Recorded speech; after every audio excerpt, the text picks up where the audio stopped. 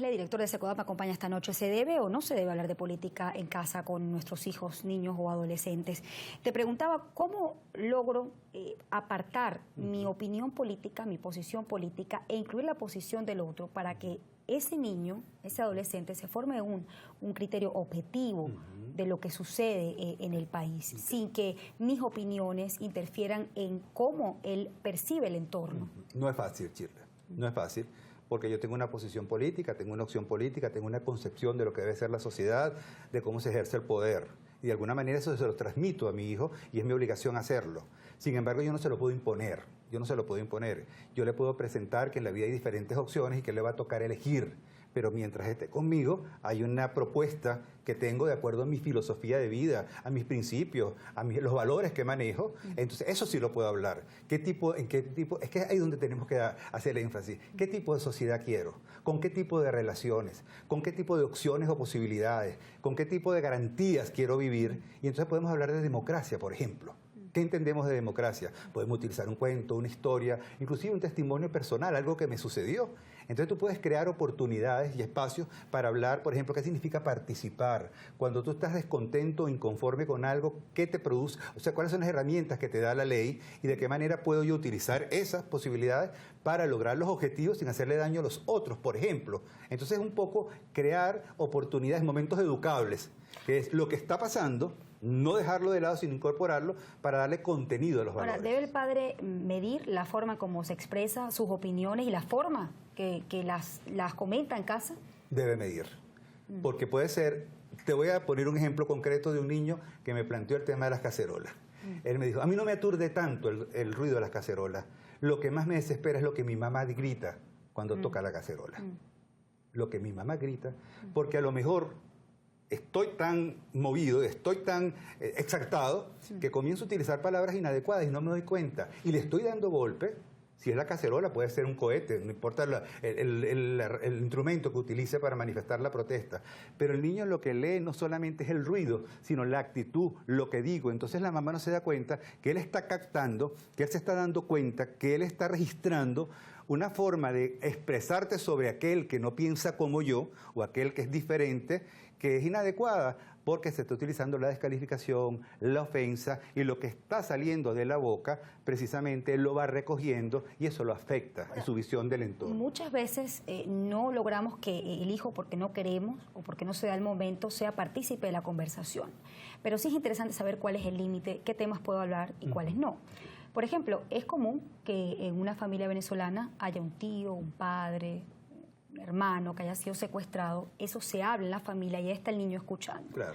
O que, por ejemplo, se vaya al mercado y, bueno, se comía arepa y ahorita no se consigue pues la harina, aceite o leche, y eso se comente dentro de la familia. O por el alto costo de la vida, pues ya no podamos vivir igual como antes.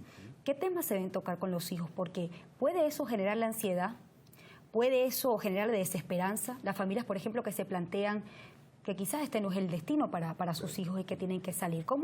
¿Cuál es el límite? ¿Cómo manejar ese tema? Es una pregunta complicada. ¿Cuál es el límite, no? El límite te lo va dando el mismo niño que va de repente, se da cuenta de que hay cosas que necesitan en la familia y no las hay. Productos básicos.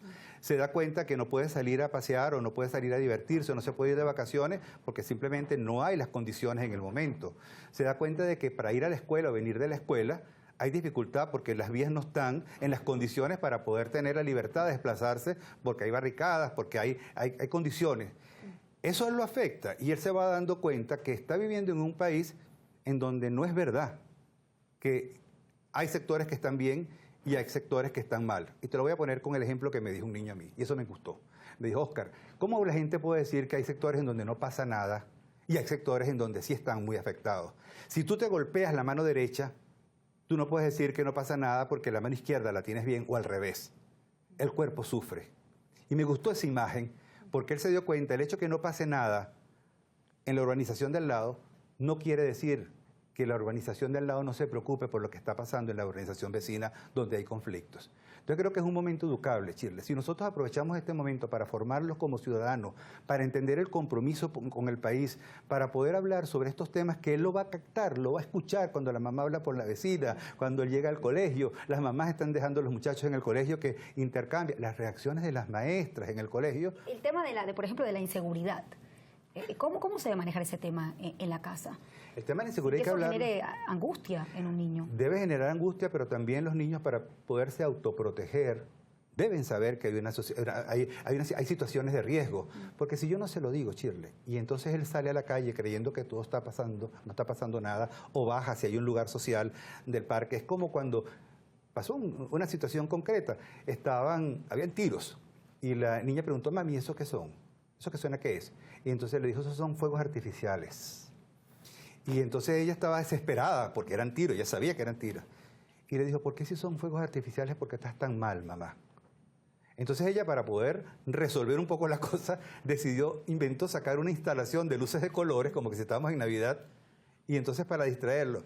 Y el niño dijo, aquí hay una contradicción, porque tú estás poniendo unos símbolos que son para alegrar, pero tu actitud dice todo lo contrario. Entonces el niño, cuando llega a la escuela, pregunta a los vecinos, o mismo a los hermanos, y se da cuenta que la mamá lo engañó.